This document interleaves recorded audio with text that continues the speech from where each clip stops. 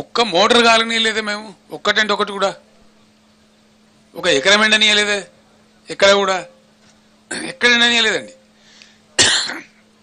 ఎట్లా ఉంటుందంటే మీకు పరిస్థితి నేను ఎక్స్ప్లెయిన్ చేస్తా ఉన్నా. ఎస్ఆర్ఎస్పిలో నీళ్ళు తక్కువైనాయి. నిజాం సాగర్లో కూడా అంతంత మాత్రమే ఉండే. ఒక 20 టీఎంసీల నీళ్లు దైవవశాత్తు సింగూర్ ప్రాజెక్టులో ఉండే. సింగూర్ టు నిజాం సాగర్ తెచ్చి, నిజాం సాగర్ టు ఎస్ఆర్ఎస్పి తెచ్చి, మేము తెచ్చి ఎస్ఆర్ఎస్పి ఆయకట్టుకి ఇచ్చినాం. మొన్న కూడా ఉండే సింగూర్లో నీళ్లు 20 టీఎంసీ. ఇవాళ ఈరోజు నేను మీతో మాట్లాడే టైంలో 17 టీఎంసీ ఉంది సింగూర్లో. ఏం బీమార్ వచ్చిందాక అర్థం కాదు. జస్ట్ ఒక 3-4 టీఎంసీలు గ్యాప్ నింపితే అయిపోయేది.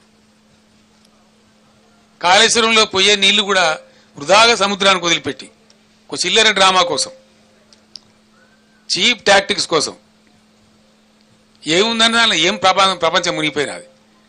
దాన్ని ఏదో ప్రచారం చేసి ప్రపంచం కొట్టుకుపోయినట్టు, భూమండలం అంతా కింది మీద అయినట్టు, దానిలో ఎందో జరిగిపోయినట్టు ఓ లంగా కథ పెట్టుకొని మీ అసమర్థతను కప్పించుకోవడానికి చేసినారు. పోయే నీళ్ళని వృధా వదిలిపెట్టినారు. మొన్నటి వరకు విచిత్రం ఏంటంటే మొన్నటి వరకు కూడా 6,000, 7,000, 8,000 క్యూసెక్లు పోయినాయి. సింగిల్ మోటార్ నడిపి కూడా కాలువలు నడిపించచ్చు, నీళ్ళు నడపచ్చు, బ్రహ్మాండంగా నడపండచ్చు. అద్భుతంగా నీళ్ళు ఎత్తే అవకాశం ఉండే. డిసెంబర్లో మంచి నీళ్ళు పోతాయి. వీళ్ళు గవర్నమెంట్కి వచ్చే టైంలో 25,000, 30,000 క్యూసెక్ల నీళ్ళు పోతూ ఉంటాయి. ఏమైంది దాన్ని ఎత్తడానికి నాకు అర్థం కాదు. తీయమా? ఎమర్జెన్సీ ఉంటుంది తీయమా? పైన ఉన్నటువంటి బ్యారేజ్లలో నీళ్ళు ఏదో తమాషా కోసం వదిలిపెట్టి సీపేజ్ వాటర్ పోతుంది, దాన్ని ఏదో ఫోటోలు తీసి వీడియోలు తీసి అదే మొత్తం కథమే అయిపోయిందని ఓ లంగా ప్రచారం చేసి ఏమున్నదని తోకుంటుందా?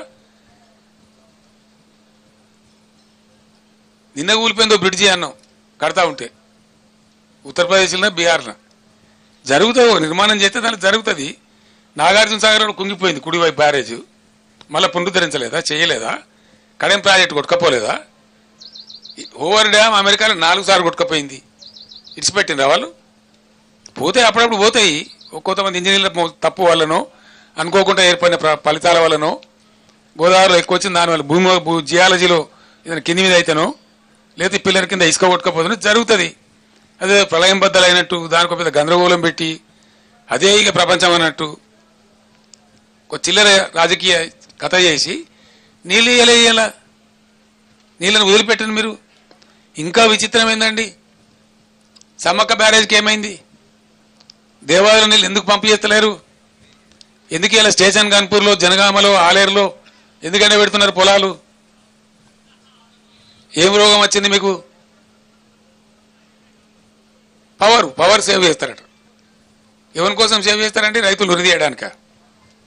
అసెంబ్లీలో నేను మాట్లాడుకుంటూ చెప్పిన, ఇప్పుడు పిచ్చోడు కూడా మాట్లాడితే ఇంత కరెంటు అంత కరెంటు అని మాట్లాడితే నేను చెప్పిన, ఏం చెప్పిన నేనంటే 20,000 కోట్లు కాదు 30,000 కోట్లైనా ఖర్చు పెడతాం మా రైతుల గురించి. పెట్టేది మా రైతుల గురించి కదా, మా పంటల గురించి కదా. బరువుగా పంటలు పండితే 4-5 నెలలు తీరిపోతాయి. ఇవన్నీ రాష్ట్ర ఆర్థిక స్థితి బాగుపడుతుంది, రైతుల యొక్క ఆర్థిక స్థితి బాగుపడుతుంది. పెట్టే పెట్టుబడులు ఎవరి కోసం పెడతామండి? రాష్ట్రంలో ప్రజల అభివృద్ధి కోసం పెడతాం. ఓన్లీ పారిశ్రామికవేత్తలే కాదు కదా, గ్రామసీమలలో రైతులు మంచిగా అయితే కూడా బాగానేట కదా, స్టేట్ ఎకానమీ బలపడుతుంది కదా. అట్లనే కదా మేము జిఎస్డిపి పెంచింది.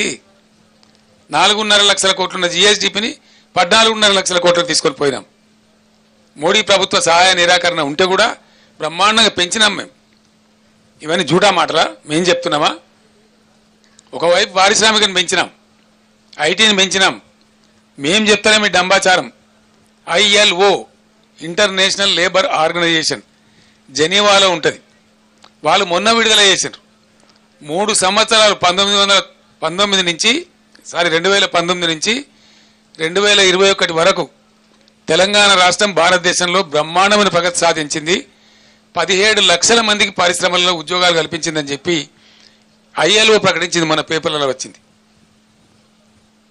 ఇంటర్నేషనల్ లేబర్ ఆర్గనైజేషన్ వాళ్ళు పైరవీలు చేస్తే ప్రకటించరు, దండం పెడితే ప్రకటించరు. నిజంగా జరిగితేనే ప్రకటిస్తారు.